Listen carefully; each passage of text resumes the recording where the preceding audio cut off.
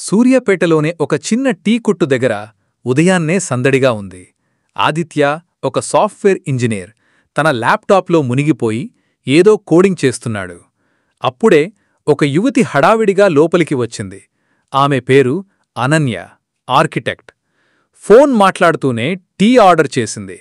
అనుకోకుండా ఆమె చెయ్యి ఆదిత్య ల్యాప్టాప్కు తగిలింది. పక్కనే ఉన్న టీ గ్లాసు ఒలికి ల్యాప్టాప్ కీబోర్డుపై పడింది. ఆదిత్య కోపంగా చూశాడు. ఏంటిది, నా ప్రాజెక్ట్ మొత్తం పోయింది. అనన్య క్షమాపణ కోరుతూ, చాలా సారీ, కావాలని చెయ్యలేదు, నేను కొత్త ల్యాప్టాప్ కొనిస్తాను అంది. ఆదిత్య నిరాశగా చూస్తూ, కొత్తది కాదు, ఇందులో నా 2 ఏళ్ల కష్టముంది అన్నాడు. అనన్యకు బాధ అనిపించింది. తన వల్ల ఇంత నష్టం జరిగిందని తను ఊహించలేదు. ఏం చేయమంటారు, ఎలాగైనా సాయం చేస్తాను అంది. ఆదిత్య నిరాశగా నిట్టూర్చాడు. ఇప్పుడు ఏం చేసినా లాభం లేదు, నేను మళ్లీ మొదటినుంచి మొదలుపెట్టాలి. అనన్య పట్టు వదల్లేదు. మీరు నన్ను నమ్మితే నేను ఈ డేటాను తిరిగి పొందడానికి సహాయం చేయగలను. నాకు కొందరు స్నేహితులు ఉన్నారు, వారు దీనిని రిపేర్ చేయగలరు అంది. ఆదిత్యకు ఆమె మాటలపై నమ్మకం కలగలేదు. వద్దులే, నీకు అనవసరమైన శ్రమ అని చిరాకుగా అన్నాడు. అనన్యకు కొంత కోపం వచ్చింది. నేను కావాలని చేయలేదు, కాని మీరు నాపై పూర్తిగా అపనమ్మకంతో ఉన్నారు. సరే, మీ ఇష్టం అని చెప్పి అక్కడ్నుంచి వెళ్ళిపోయింది. ఆదిత్య ఆమె వైపు చూస్తూ నిలబడిపోయాడు. తన కోపం వల్ల ఒక మంచి అవకాశం కోల్పోయినట్టు అనిపించింది. వారం రోజుల తరువాత ఆదిత్య ఆఫీసులో ల్యాప్టాప్ రిపేర్ చేయించడానికి ప్రయత్నిస్తున్నాడు. ఎవరూ చేయలేకపోతున్నారు. అప్పుడే అతని స్నేహితుడు సురేష్ అక్కడికి వచ్చాడు. ఏంట్రా, ఏమైంది? సురేష్ అడిగాడు. ఆదిత్య జరిగినదంతా చెప్పాడు. ఒక అమ్మాయి ల్యాప్టాప్లో టీ ఒలికించింది. నా ప్రాజెక్ట్ అంతా పోయింది. ఆ అమ్మాయి పేరు అనన్యనా? సురేష్ ఆశ్చర్యంగా అడిగాడు. ఆదిత్య ఆశ్చర్యపోయాడు. అవును, నీకెలా తెలుసు? తనొక మంచి ఆర్కిటెక్ట్. తను నా స్నేహితురాలి స్నేహితురాలు. తనకో మంచి హార్డ్వేర్ ఇంజనీర్ తెలుసు. ఆ అమ్మాయి నిన్ను కలిసిన తర్వాత నీ ల్యాప్టాప్ గురించి నాకు చెప్పింది. తను అప్పగించిన పనిని నేను పూర్తి చేశాను.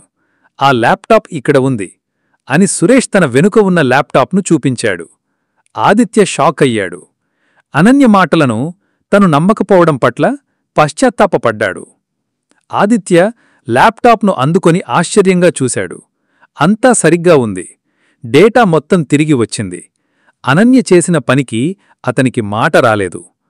నేను ఆమెను తప్పుగా అర్థం చేసుకున్నాను, ఆదిత్య అన్నాడు. అనన్య మంచి అమ్మాయి. తను ఎవ్వరికీ హాని చెయ్యదు. నువ్వు తనని కలుసుకోవాలి, క్షమాపణ అడగాలి, సురేష్ సలహా ఇచ్చాడు. ఆదిత్యకు అనన్యను కలవాలని అనిపించింది. ఆమెని ఎలా కలవాలో సురేష్ను అడిగాడు. సురేష్ అనన్య ఆఫీస్ అడ్రస్ చెప్పాడు. ఆదిత్య వెంటనే బయలుదేరాడు. ఆదిత్య అనన్య ఆఫీస్కు వెళ్ళాడు. ఆమె తన డెస్క్ వద్ద కూర్చుని ఏదో డిజైన్ చేస్తున్నది. హాయ్ అనన్య, ఆదిత్య నెమ్మదిగా అన్నాడు. అనన్య తలెత్తి చూసి ఆశ్చర్యపోయింది. మీరిక్కడేం చేస్తున్నారు? నా ల్యాప్టాప్ బాగుచేసినందుకు ధన్యవాదాలు చెప్పడానికి వచ్చాను. నేను నిన్ను తప్పుగా అర్థం చేసుకున్నాను. దయచేసి నన్ను క్షమించు, ఆదిత్య నిజాయితీగా అన్నాడు. అనన్య నవ్వింది. పర్వాలేదు, మీ పని పూర్తయిందని తెలిసి సంతోషంగా ఉంది. ఆదిత్య చిరునవ్వు నవ్వాడు. మనం ఒకసారి కాఫీ తాగుదామా? నేను నీకు ట్రీట్ ఇవ్వాలనుకుంటున్నాను. అనన్య కొద్దిగా ఆలోచించి సరే అంది. వారిద్దరి మధ్య ఒక కొత్త స్నేహం మొదలైంది. ఆదిత్య, అనన్య తరచుగా కలుసుకోవడం మొదలుపెట్టారు. కాఫీలు, డిన్నర్లు, వీకెండ్ వాక్లు. వారిద్దరూ ఒకరి గురించి ఒకరు తెలుసుకోవడం మొదలుపెట్టారు. ఆదిత్యకు అనన్య సృజనాత్మకత, ఆలోచనా విధానం నచ్చాయి. అనన్యకు ఆదిత్య ప్రశాంత స్వభావం, తెలివితేటలు నచ్చాయి. ఒకరోజు వారు పార్కులో నడుస్తూ ఉన్నారు. నాకు చిన్నప్పట్నుంచి ఆర్కిటెక్చర్ అంటే ఇష్టం, అనన్య చెప్పింది. ప్రతి డిజైన్లో ఒక కథ ఉండాలని నేను నమ్ముతాను. నేను కూడా అంతే. నా కోడింగ్లో కూడా ఒక లాజిక్, ఒక క్రమం ఉండాలి, ఆదిత్య అన్నాడు. వారిద్దరి అభిప్రాయాలు చాలా వరకు కలిశాయి.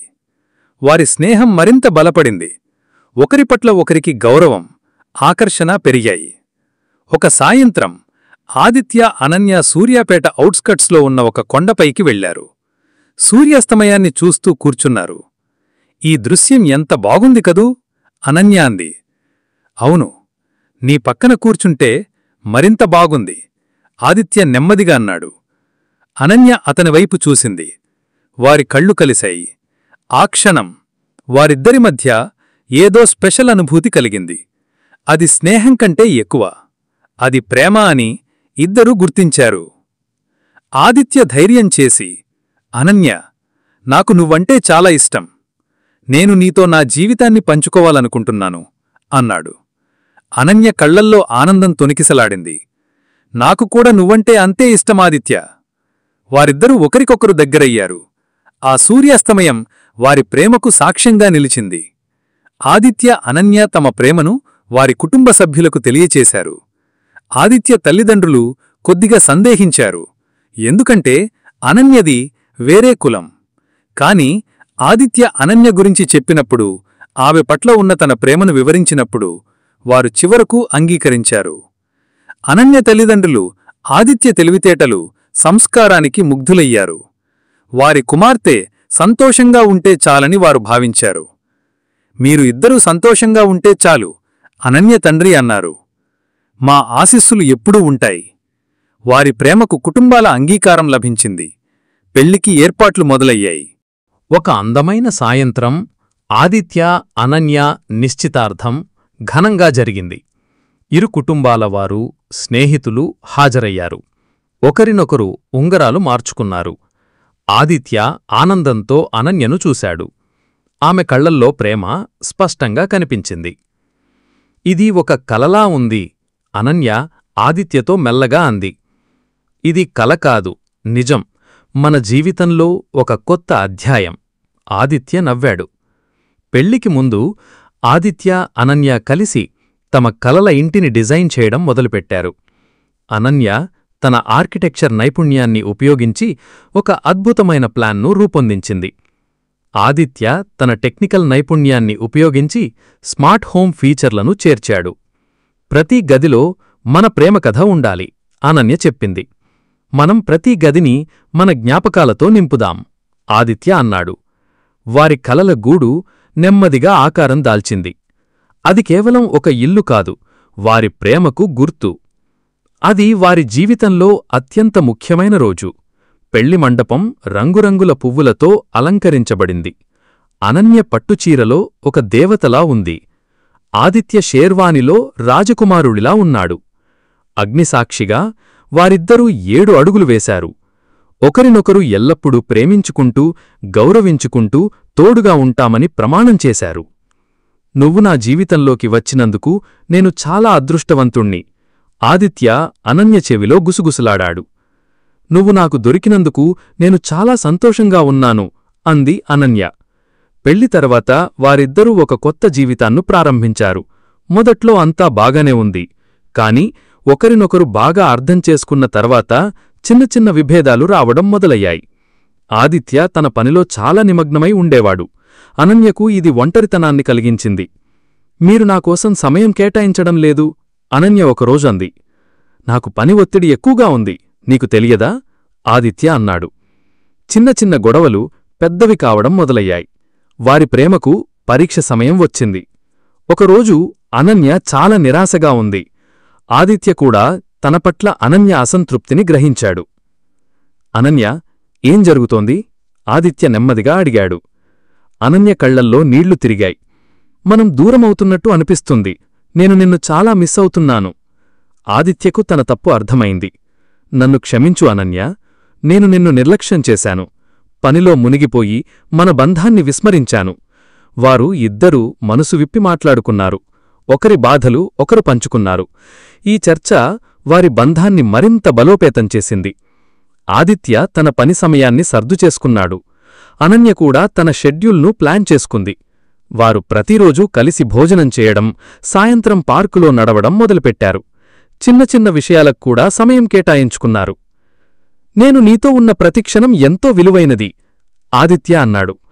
మనం కలిసి ఉన్నప్పుడు ప్రపంచం మొత్తం ఆగిపోయినట్టు అనిపిస్తుంది, అనన్య బదులిచ్చింది. వారు తమ బంధంలో తలెత్తిన సవాళ్లను అధిగమించారు. ప్రేమ, అవగాహనతో ముందుకు సాగారు. కొన్నాళ్ల తరువాత అనన్య ఆదిత్యకు ఒక శుభవార్త చెప్పింది.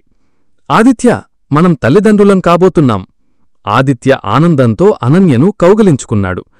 వారి జీవితంలో ఒక కొత్త అధ్యాయం ప్రారంభం కాబోతోంది. వారి సంతోషానికి అవధుల్లేవు. తల్లిదండ్రులం కాబోతున్నారనే ఆలోచనతో ఆదిత్య, అనన్య ఇద్దరూ కొత్త బాధ్యతలను స్వీకరించారు.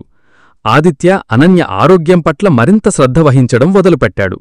అనన్య బేబీ రూమ్ డిజైన్ చేయడంలో నిమగ్నమైంది. వారి సంభాషణలు, పిల్లల పెంపకం, భవిష్యత్తు ప్రణాళికలు చుట్టూ తిరిగాయి. వారి ప్రేమబంధం మరింత పరిణితి చెందింది. ఒక అందమైన రోజు అనన్య ఒక పండంటి ఆడబిడ్డకు జన్మనిచ్చింది. ఆదిత్య ఆ బిడ్డను తన చేతుల్లోకి తీసుకున్నప్పుడు అతను ఆనందంతో కళ్ళు మూసుకున్నాడు. ఆ బిడ్డకు దివ్య అని పేరు పెట్టారు. దివ్య వారి జీవితంలో ఒక కొత్త కాంతిని తీసుకువచ్చింది. వారి ప్రేమ మరింత లోతయింది. వారు ముగ్గురూ కలిసి ఒక సంతోషకరమైన కుటుంబాన్ని ఏర్పరచుకున్నారు. దివ్య పెరుగుతున్న కొలది ఆదిత్య, అనన్య జీవితం మరింత సంతోషంగా మారింది. వారు దివ్యకు మంచి విలువలు నేర్పారు. ప్రేమ, దయ, కష్టపడి పనిచేయడం గురించి బోధించారు. ఒకరోజు దివ్య ఆదిత్యను అడిగింది, డాడీ, లవ్ అంటే ఏంటి? ఆదిత్య నవ్వి, లవ్ అంటే మమ్మీ నీ ల్యాప్టాప్లో టీర్వలికినప్పుడు, అయినా సరే తను నీకు సహాయం చేసినప్పుడు కలిగేదే లవ్.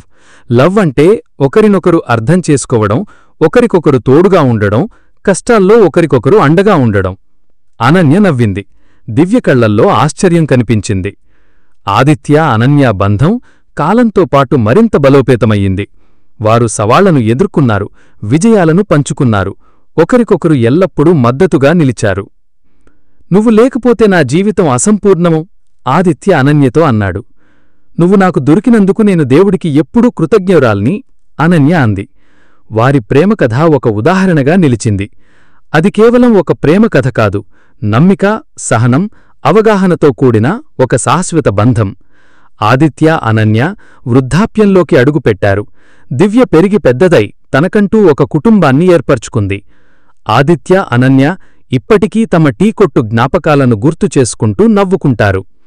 ఒకరోజు వారిద్దరూ తమ ఇంటి బాల్కనీలో కూర్చొని సూర్యాస్తమయాన్ని చూస్తున్నారు. ఆ రోజు ల్యాప్టాప్ పైన టీ ఒలికపోతే మన కథ మొదలయ్యేది కాదు కదా, అనన్య నవ్వుతూ అంది. అవును, బహుశా కాదు, కాని జరిగింది. అదే మన జీవితంలో అత్యుత్తమమైన విషయం. వారిద్దరూ కలిసి సూర్యాస్తమయం వైపు చూస్తూ కూర్చున్నారు. వారి ప్రేమ ఎప్పటికీ వర్ధిల్లుతుందని తెలుసు. వారి ప్రేమ కథ ఎప్పటికీ కొనసాగుతుంది.